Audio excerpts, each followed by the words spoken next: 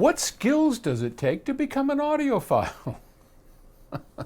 A set of ears?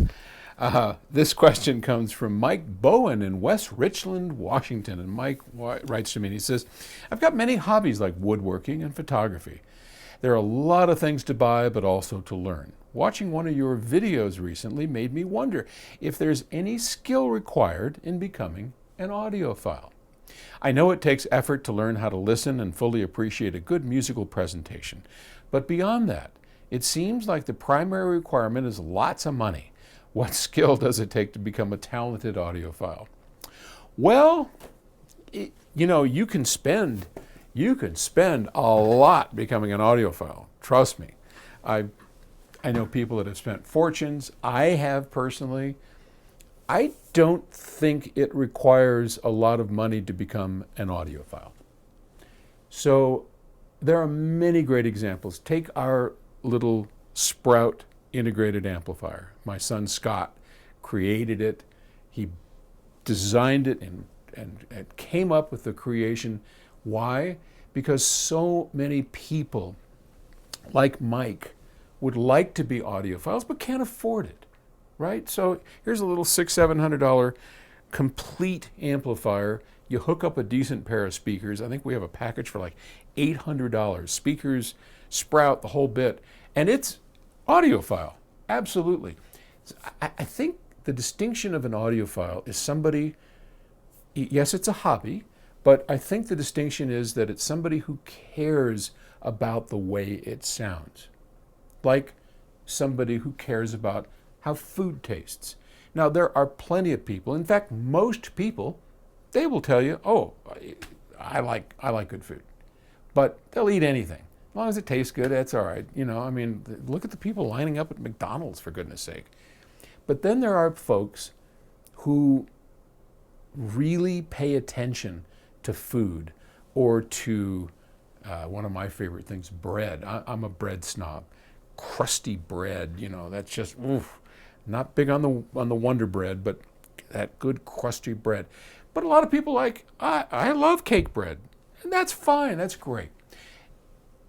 Plenty of people that just crank up the tunes and listen to it, love music, bless them. Good for you, because music's what it's all about.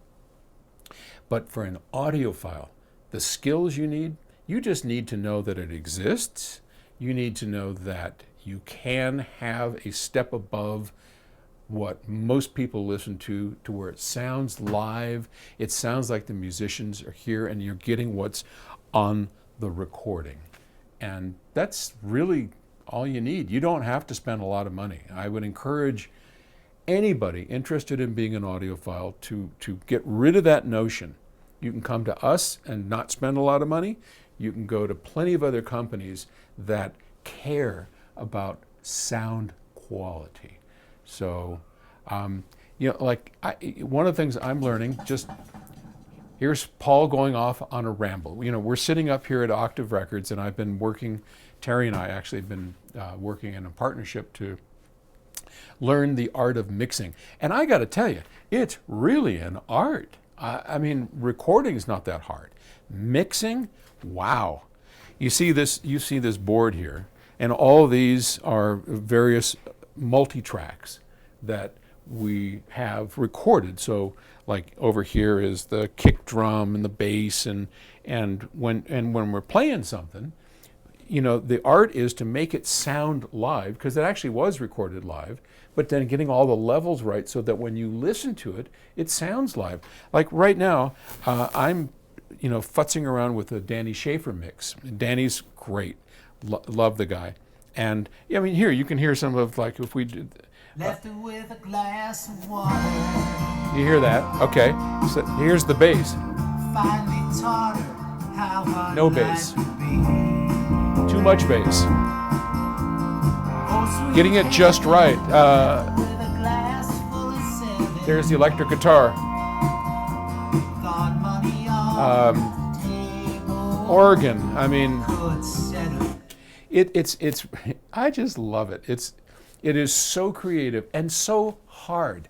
So these speakers, you know, we hear it. I usually wind up, I don't like these speakers so much, and they're way too close to us in this little room, and we are going to move. But these fine Audis headphones, I'll put these suckers on, and I can hear a lot better, a lot more what it's going to be.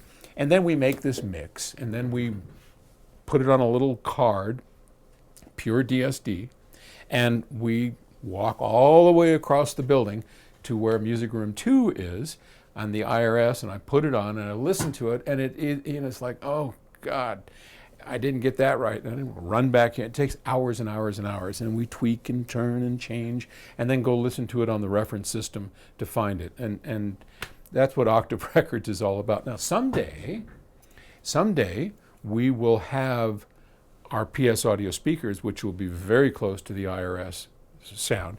And instead of these, we'll have a proper room with proper speakers that is exactly what you're going to get. And we'll be able to mix right here live. We won't have to run back and forth to the rooms and all that. But anyway, fun stuff. Okay. I just thought I'd give you a little taste of what we're doing here at Octave Records. Okay. Thanks. I'll talk to you later.